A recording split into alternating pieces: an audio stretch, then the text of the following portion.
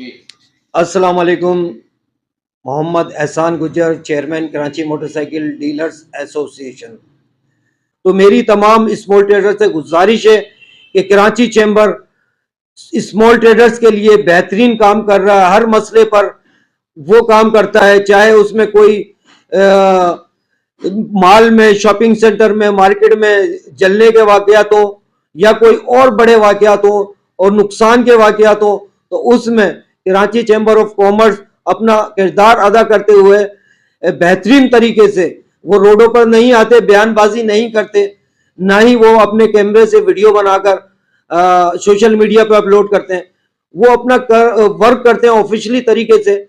वो इंतजामिया से मिलते हैं, वो हुकूमत से मिलते हैं और अपना दर्द पेश करते हैं, अपनी मार्केट का नुकसान पेश करते हैं और फिर वो गवर्नमेंट से उस चीज को लेकर छोटे ताजरों तक पहुंचाते हैं। तो मैं तो यही गुजारिश करूंगा कि कराची चैम्बर को मजबूत करना चाहिए, कराची चैम्बर को, स्मॉल ट्रेडर्स को चाहिए कराची चैम्बर का साथ दें, इनके हाथ मजबूत करें। आपके सामने ही तमाम वाकयात हैं।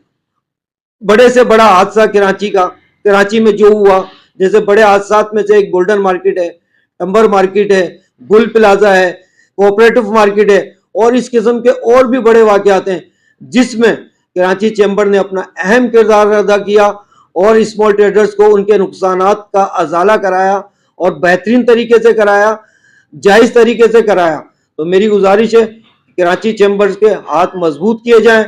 कुछ लोग दोस्त जो हैं वो जिस इकदामात की तरफ जा रहे हैं, स्मॉल चैम्बर बनाने के तरफ जा रहे हैं, स्मॉल चैम्बर का बनना बहुत खुश आइन बात है, मगर हम इसको चला नहीं सकते क्योंकि हम में इत्तेफाक नहीं है।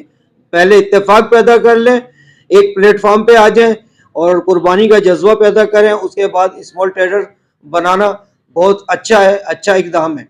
बहुत शुक्रिया।